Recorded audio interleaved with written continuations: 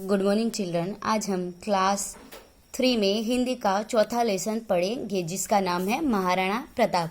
तो पार्ट 1 में हमने पढ़ा था कि जो महाराणा प्रताप थे वो जब राजगद्दी पर थे तब भारत का जो सम्राट था अकबर, जिसने पूरे देश पर दहशत फैलाई हुई थी और सभी राज्यों को सभी राज्य के राजाओं को बंदी बना लिया था, और जो मेवाड़ की राजधानी चित्तौड़ थी उसको भी उसने छीन लिया था।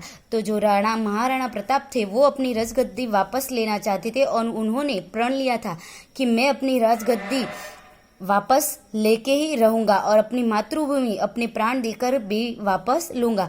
तब महाराणा प्रताप के राज्य पर दूसरी बार अकबर युद्ध छेड़ने की बात करता है और मित्रता का संदेश भेजता है, लेकिन जो महाराणा प्रताप है वो उसकी शरणागति स्वीकार नहीं करते।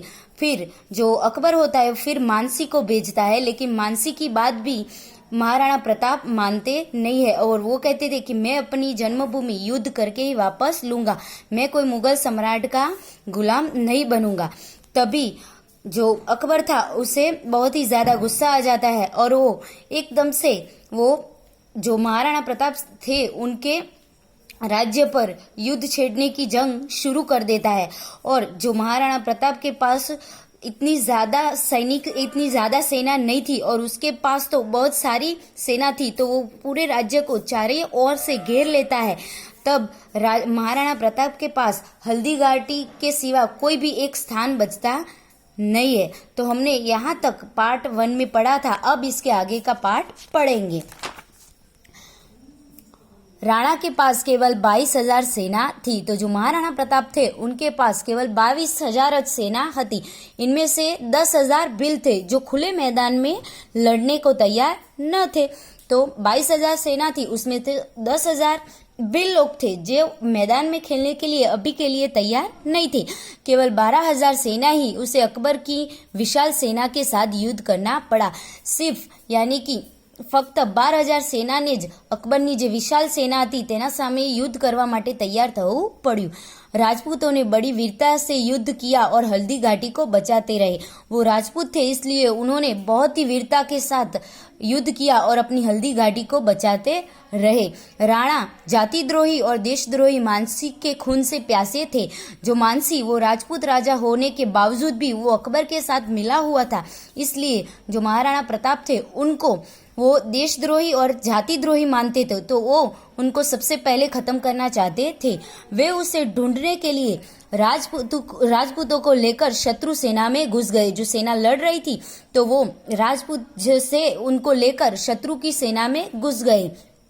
राणा का घोड़ा चेतक दौड़ता हुआ शहजादे सलीम की ओर बढ़ा। जो राणा का घोड़ा था चेतक वो दौड़ता हुआ जो शहजादा सलीम था उसके पास पहुंच गया। राणा की तलवार से सलीम के हाथी की सूंड कट गई। महाराणा प्रताप ने ऐसी तलवार चलाई कि जिससे सलीम का जो हाथी था उसकी सूंड कट गई। राणा के घोड़े चेतक ने हाथी पर अपने पैर रख दिए। तो राणा का जो घोड़ा था चेतक उसने सलीम का जो वाहन था हाथी उसके ऊपर अपने पैर दोनों रख दिए। राणा प्रताप ने भाला मारा और जो हाथी के हौदे पर लगा। जो हाथी था उसको जो भाला महाराणा प्रताप ने लगा दिया, मार दिया जोर से। हाथी भाग गया और सलीम मरते मरते बच गया। जो हाथी था वो डर के भाग गया और सलीम मरते मरते बच गया। राणा प्रताप के शरीर पर कई घाव लग चुके थे। जो महाराणा प्रताप थे उनके शरीर पर भी लड़ते लड़ते कई घाव लग चुके थे। उनका शरीर खून से लथपथ था। उनका पूरा शरीर लड़ते लड़ते लथपथ हो गया था। शत्रु के घेरे में गिरे हुए अपना जौहर दिखा रहे थे मगर उनकी जान खतरे में थी। तो शत्रु को अपनी शक्ति के साथ जितनी उनके अंदर शक्ति थी वो शक्ति के घेरे में घुस गए थे और शक्ति के साथ वीरता के साथ खेल रहे थे। उनकी जान खतरे में थी। फिर भी उसी समय झाला का सरदार आया। उसने सूर्यवंशी झंडे को अपने सैनिकों से ले लिया और दूसरी ओर चल दिया। जो सूर्यवंशी झंडा था उनका वो सैनिकों से ले लिया और दूसरी ओर वो भाग गया। शत्रुओं ने समझा कि राणा उधर जा रहा है। जो सरदार था उसने सूर्यवंशी जो उनका झंडा था वो लेकर आगे भाग गया। तो जो शत्रु था उनको लगा कि राणा अकबर वहां से भाग चुके हैं। वे झंडे के पीछे हो गए। तो उनको लगा कि महाराणा प्रताप है जो झंडा लेकर भाग गए हैं, इसलिए जो शत्रु थे वो उनके पीछे भाग गए। राणा के सरदारों ने उन्हें मैदान से भाग जाने पर मजबूर कर दिया। जो राणा के सरदार थे उन्होंने उनको मैदान छोड़ के भाग जाने पर मजबूर कर दिया। वे उनकी रक्षा चाहते थे। जो सैनिक थे वो महाराणा प्रताप की रक्षा चाहते थे, इसलिए राणा अपने स्वाभिभक्त चेतक को लेकर रण क्षेत्र से बाहर चले गए। जो राणा था वो भी, उनकी सेना, मुगल सम्राट की सेना ज्यादा थी और महाराणा प्रताप की सेना कम थी, इसलिए उनसे लड़ पाना बहुत ही मुश्किल था। फिर भी महाराणा प्रताप की सेना उनसे लड़ती रही और महाराणा प्रताप को उनको कहा कि आप यहाँ से चले जाइए, और राणा अपने स्वाभिभक्त जो चेतक था उनको लेकर रण से बाहर निकल गए।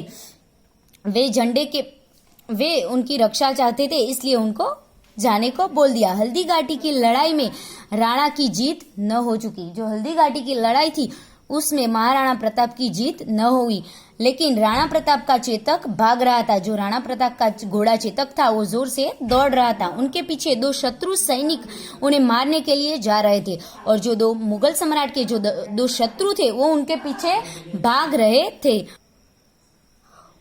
उनके पीछे दो शत्रु सैनिक उनको मारने के लिए भाग रहे थे। चेतक के सामने नाला आ गया। उसने जोर से छलांग लगाई और वह नाला पार कर गया। तो एक पानी का जो नाला था वो आ गया, तो चेतक ने उसे जोर से छलांग लगाई और नाला पार कर भाग गया। महाराणा प्रताप को लेकर शत्रु नाले पर ही रुक गए, लेकिन जो शत्रु थे वो नाला पार नहीं कर पाए, इसलिए वो वहां पे रुक गए। उनके घोड़े उससे पार न कर सके। चेतक राणा को लेकर बहुत दूर निकल गया। वो नाला था वो शत्रु पार नहीं कर पाए, और चेतक जो घोड़ा था बहुत ही शक्तिशाली था। उसने जोर से छलांग लगाई और महाराणा प्रताप को लेकर बहुत दूर निकल गया। वह इतना थक गया था कि अब उसे दौड़ा नहीं जाता था, लेकिन वो इतना थक चुका था कि उसे अभी दौड़ा नहीं जाता था। अंत में उसने अपने प्राण छोड़ दिए, और अंत में वह वहां पे अपने प्राण छोड़ दिए, यानी कि उसकी मृत्यु हो गई। राणा अपने प्रिय घोड़े से लिपट कर रोने लगे। वो राणा प्रताप का बहुत ही प्रिय घोड़ा था उनका चेतक, इसलिए उसने अपने प्राण छोड़ दिए, यानी कि वो मर चुका। इसलिए जो राणा थे वो वहां पे उसे लिपट कर रोने लगे। उसी समय राणा को आवाज सुनाई दी, अरे प्रताप, राणा भाई शक्ति सिंह भाई को पुकारता आ रहा। उसी समय एक आवाज सुनाई दी। जो उनका भाई था शक्ति सिंह, जो मुगल सम्राट अकबर से मिल चुका था, फिर भी वह पुकारता हुआ राणा प्रताप के पास आया। राणा ने समझा भाई हमसे पुराना बदला लेना चाहता है। राणा को ऐसा लगा कि मेरा भाई शक्ति सिंह तो मुगल सम्राट अकबर से मिल गया था, इसलिए वो यहाँ पे मुझसे बदला लेने के लिए आ गया है। वे युद्ध के लिए तैयार हो गए, तो वो अपने मरे हुए घोड़े को छोड़कर वो शक्ति सिंह के सामने युद्ध के लिए तैयार हो गए। शक्ति सिंह ने हथियार अलग रख दिए और बोला, भाई मैं तुम्हें मारने के लिए नहीं आया हूँ। तो शक्ति सिंह बोला कि भाई मैं तुम्हें मारने के लिए नहीं आया, तुमसे क्षमा मांगने आया हूँ, यानी कि मैं तो तुमसे माफी मांगने आया हूँ। मैं देश रक्षा की प्रतिज्ञा करके भी देशद्रोह किया और अकबर से जा मिला हूँ, यानी कि मैंने देश की रक्षा करने की प्रतिज्ञा की थी, फिर भी मैंने देशद्रोह किया, यानी कि मैंने अपना जो प्रतिज्ञा थी वो नहीं भी निभाई और आपके साथ देशद्रोह किया, यानी कि मैंने गद्दारी की और मैं शत्रु अकबर से मिल चुका हूँ आपका भाई होने के बावजूद भी, तो आप मुझे माफ कर दीजिए। परंतु मैंने तुम्हारे पीछे भागने वाले मुगल सैनिकों को मारकर उसका प्रायश्चित कर लिया है, लेकिन मैंने अपनी गलती सुधार ली है और मैंने तुम्हारे पीछे जो मुगल सैनिक भाग रहे थे उनको मैंने मार दिया है और अपने पापों का प्रायश्चित कर लिया है, तुम मुझे क्षमा कर लो। यह कहकर शक्ति सिंह राणा के चरणों में गिर पड़ा। यही कहकर वह महाराणा प्रताप के चरणों में गिर पड़ा। राणा ने उसे उठाकर छाती से लगा दिया और जो राणा थे उनके भाई थे, फिर उन्होंने उसे माफ कर दिया। राणा ने जो प्रतिज्ञा की थी उसे जीवन भर निभाया और राणा ने जो प्रतिज्ञा की थी उसे उन्होंने जीवन भर निभाया कि अपनी मातृभूमि के लिए वो अपने प्राण कभी भी छोड़ सकते हैं। राणा स्वतंत्रता के मत वाले और सच्चे देशभक्त थे जो महाराणा प्रताप थे वो स्वतंत्रता के मत वाले यानी कि स्वतंत्र जिंदगी जीने वाले थे और सच्चे देशभक्त थे। अपने देश के लोगों को किसी भी कोई और राजा की गुलामी में रहना उन्हें पसंद नहीं था। क्या राणा के तपस्वी जीवन से हम कुछ सीखेंगे? यानी कि वो आपसे पूछ रहे कि आप राणा के तपस्वी जीवन से कुछ सीखेंगे?